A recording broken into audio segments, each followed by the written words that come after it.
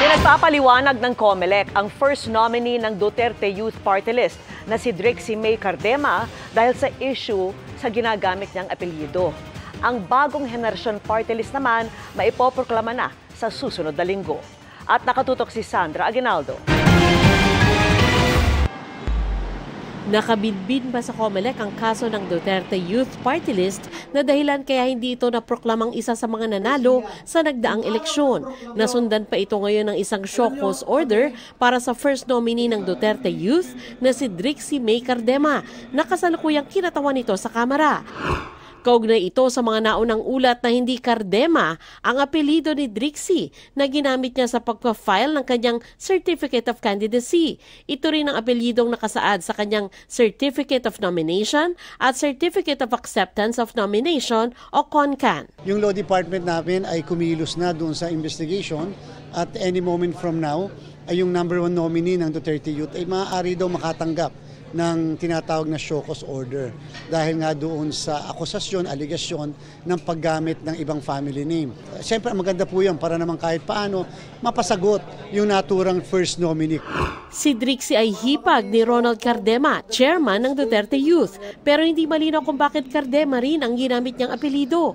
Wala rin daw siyang abiso sa COMELEC ukol dito. Sinisikap naming makuha ang kanyang panig.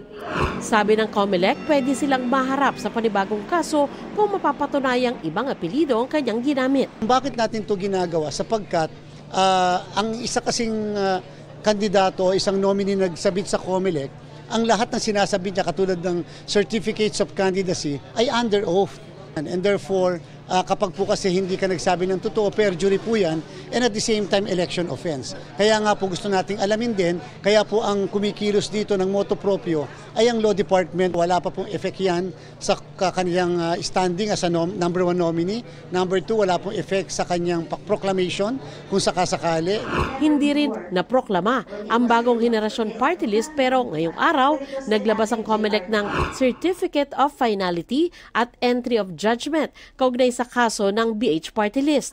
Wala raw inilabas na Temporary Restraining Order o TRO ang Korte Suprema kaya maaari nang maproklama ang BH sa susunod na linggo. Asahan niyo po that we will be proclaiming bagong henerasyon any moment from now at kinakailangan na mabigay namin sa kanila yung tinatawag na Certificate of Proclamation. Wala na pong period na pinag-uusapan doon dahil executory na kaagad yung aming decision. Para sa GMA Integrated News, Sandra Aguinaldo, nakatutok, 24 oras.